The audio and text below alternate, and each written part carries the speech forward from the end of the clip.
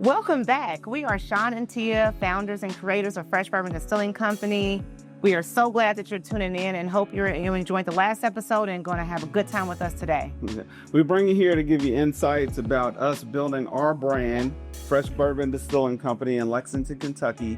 And we want you to come out and visit. Please join us here. But while you're not here, we're on YouTube and we're going to just give you some insights about the industry and our positioning in the industry and our experience in the industry. Yeah. So to start off, if you're just new to tuning in, I'm Sean. I love bourbon neat. Tia's not a neat person. She loves bourbon. Okay, well, I'm neat. I'm a neat person. Our house is neat. Okay, I keep a very neat house, but my bourbon, I do not like neat. Tia loves bourbon and a cocktail. So I'll start off this episode. I'm gonna make something special today. I'm going to make a paper plane. So we'll do that, and I'll be making a paper plane. But today we're gonna talk about supply chain issues. Well, that sounds so exciting. It's very exhausting. It sounds exciting, right? And it's so exhausting. I mean, just the way that the economy is right now. But I think back to when we first started our bourbon journey and creating our brand, you really realize the challenges that small businesses have because you may not necessarily have the large dollars to buy large quantities of things because, of course, the more you buy, the cheaper things get. So that was a challenge for us in the very beginning to try to find quality products, but not so expensive, in the beginning. The good thing about being in Kentucky and being blessed to be in a location that when you open up a business like a bourbon distillery, there are so many in the state of Kentucky, and of course, so much bourbon coming out of the state of Kentucky that suppliers do reach out to you, and you get to talk and interview them and create relationships with the suppliers. One of our main challenges in the beginning was basically making the bourbon because we were new to the industry, so we didn't have experience in that. We didn't come into it. We had created a mash bill. We had sit down and we knew what we wanted our bourbon to taste like. And we created a mash bill, but coming into the industry, we were blessed with the opportunity to work with a friend of ours and in their distillery, and he taught us a lot. Yeah, I think back to not only God placing in my life, and that's such a blessing, but I truly believe that God puts people in your life when you need them. And, our consultant really was amazing, came in at a perfect time.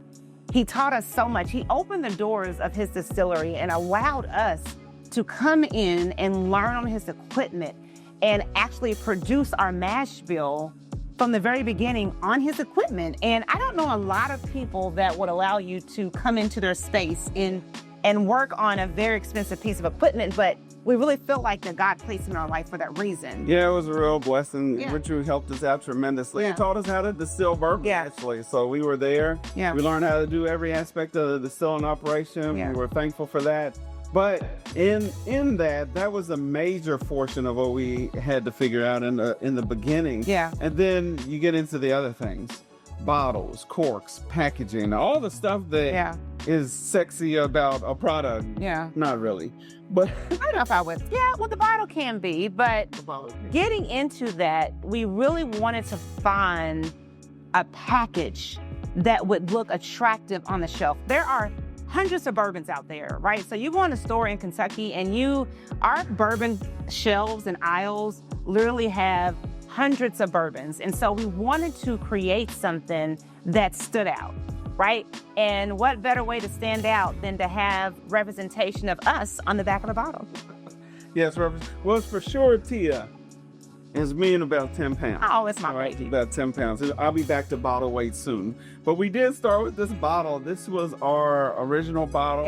Of course, the way it's built and the way we wanted it, we did this during COVID, so we were only able to access certain amount of glass from certain countries. So this was our original bottle. And we're excited about that. And like Tia said, it's a very good, representation of our brand.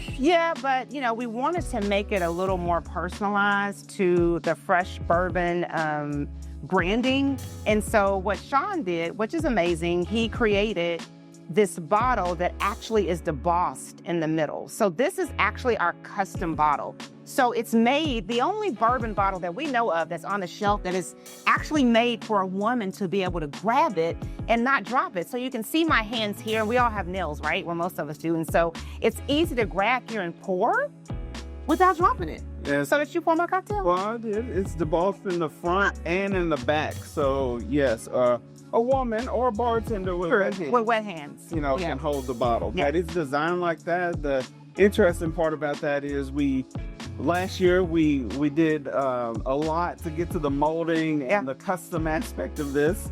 And right now we are, hoping that the tariff situation calms down. Yeah. Because we went into a custom bottle, and because our suppliers and from our understanding, there aren't a lot of glass makers or the glass that we've been introduced to in the United States.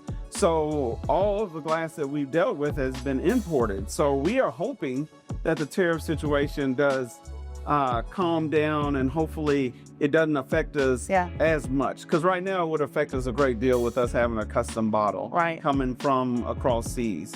And so that is a big part of the industry right now. There are a lot of people dealing with it, especially us smaller distilleries. We deal with it a little bit more than the larger ones. They can account for it, they can adjust, and they probably bought up enough supply where it doesn't affect them as much. Yeah. That's interesting. But I mean, we've made it through so far, so very excited about that we've been able to really still get our orders through and get our bottles in. I think we have another shipment coming here in the very near future, so that works out. And it helps us stand out. It does help us stand out. And like I said, we designed it, so that people, can enjoy the bourbon the way they want to drink their bourbon. So we're excited about you all being here. We're excited about, you tuned into this channel to learn a little bit about what we're doing. I have made Tia a paper plane. The instructions and the video for that will be in the comments down below. So a paper plane, you're going to put it in this nice, pretty glass because that's the way. What's the drink? Glass that's What's nice. So Aperol, Amaro, some lemon juice, and of course, some fantastic fresh bourbon that you want to put in. And as tradition would hold it, I'm going to have a neat pour. And I'm going to have a cocktail. Thinking about where we are and where we plan to go, thinking about our growth strategy, we've really been intentional about expanding beyond Kentucky and taking our time to do it the right way. And so when you start a brand, you really desire to get across the country as quickly as you can, but that's not always the best decision. So we really try to be intentional on where we go and when we go there, owning each city that we're in before we get there. And so, before we leave there. And so I think about right now we're in Kentucky, Michigan, and Tennessee. And the goal for this year would be to grow to Georgia and North Carolina.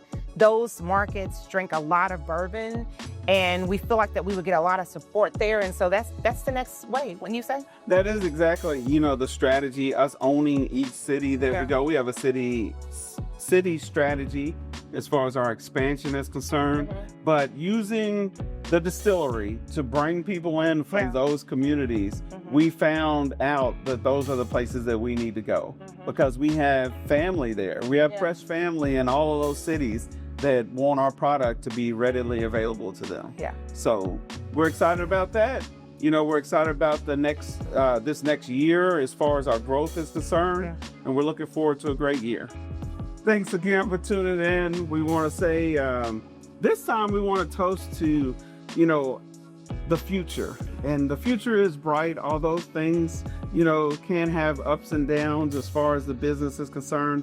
We understand, especially with us and us in our married life, we're excited all the time because, I'm excited to be married to you and I appreciate all that you do. And thanks for being here. Cheers.